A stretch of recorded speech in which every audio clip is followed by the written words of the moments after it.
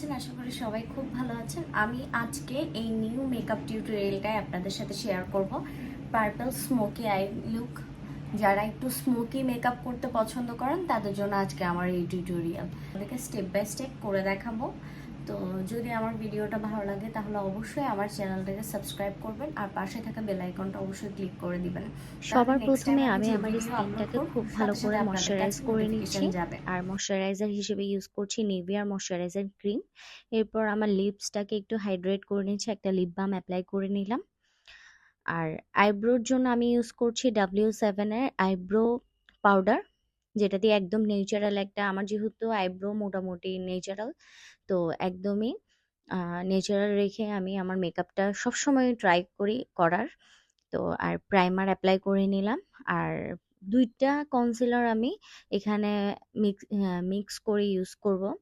আর এটা হচ্ছে এলে গার্লের অরেঞ্জ কারেক্টার দিয়ে যেখানে আমার ডার্ক সার্কেল বা পিগমেন্টেশন আছে ওখানে অ্যাপ্লাই করে জাস্ট ব্রাশ দিয়ে ভালোভাবে একটু অ্যাপ্লাই করার পর বিউটি ব্লেন্ডার দিয়ে খুব স্মুথ একটা বেস ক্রিয়েট করতেছি।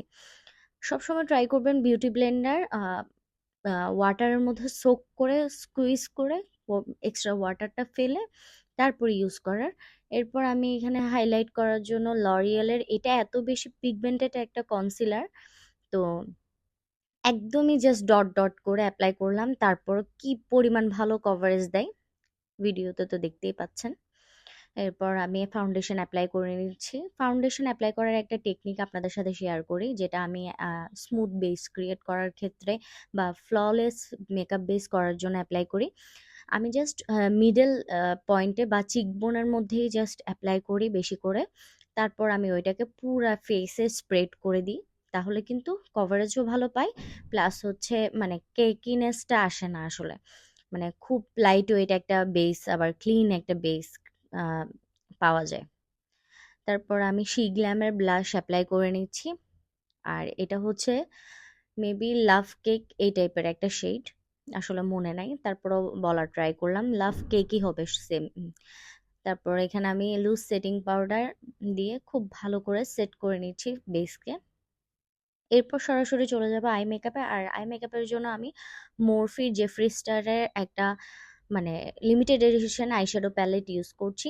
খুব সুন্দর ন্যাচারাল একটা নোট কালার শেড নিয়ে খুব ভালোভাবে ট্রানজিশন কালার হিসেবে ইউজ করে ডার্ক ম্যাজেন্ডা কালার আমি আরেকটা আইশ্যাডো দেখতেই পাচ্ছেন, এটা খুব ভালো করে প্যাক করে নিলাম। আর এরপরে জাস্ট কাজ হচ্ছে যে ব্লেন্ডিং এর কাজ। খুব সুন্দরভাবে আরেকটা অ্যাশ কালার দিয়ে খুব ভালোভাবে ওইটাকে ব্লেন্ড আউট করব উপরের দিকে।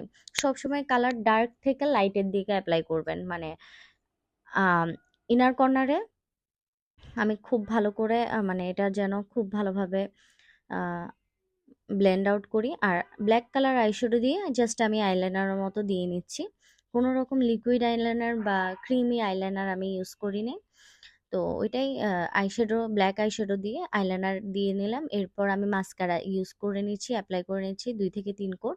এটা হচ্ছে টু ফেস্টের একটা মাস্কারা, আমার খুবই পছন্দের। টু ফেস্টের আমার ২ টাই আছে, একটা হচ্ছে ওয়াটারপ্রুফ আর একটা ওয়াটারপ্রুফ ছাড়া।